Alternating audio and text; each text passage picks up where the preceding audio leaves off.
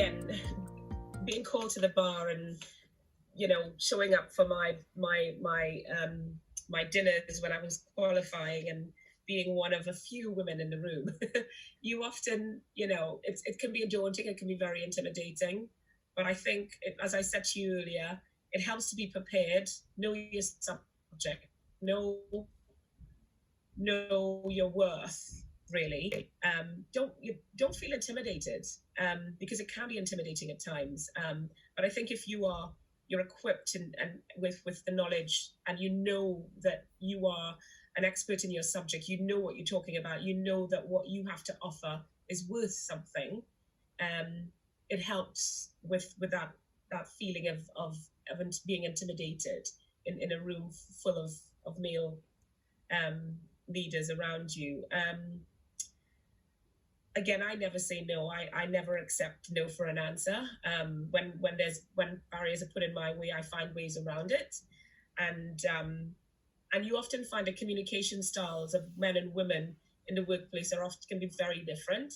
And you need to learn. You need to observe others, learn from others' mistakes, learn from others what they've got right.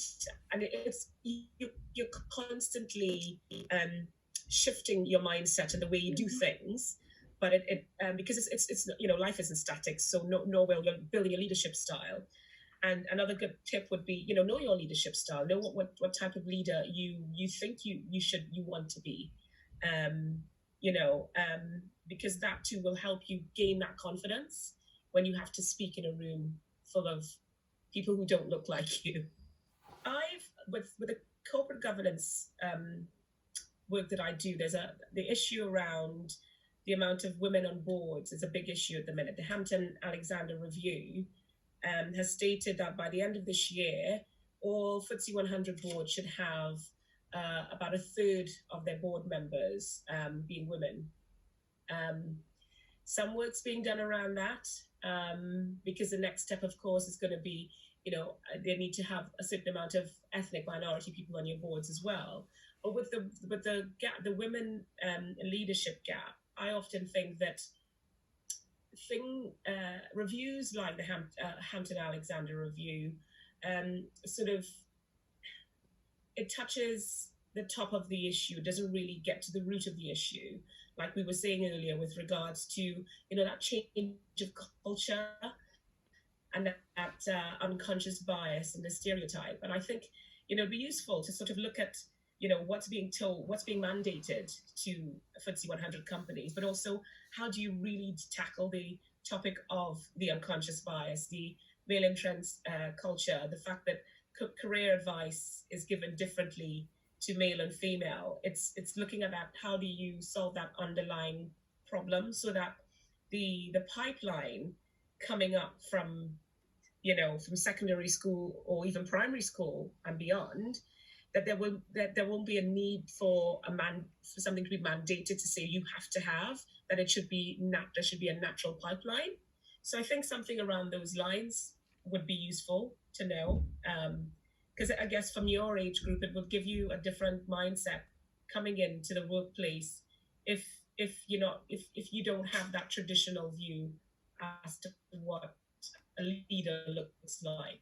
I definitely experienced that. I think one example I often give on this point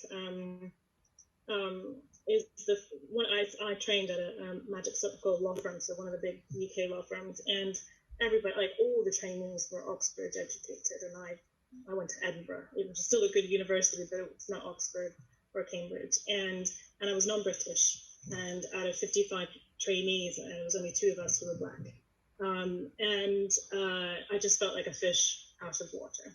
And I think what I tried to do was really tone down the American accent I have, to try to assimilate into a slightly more posh, culture.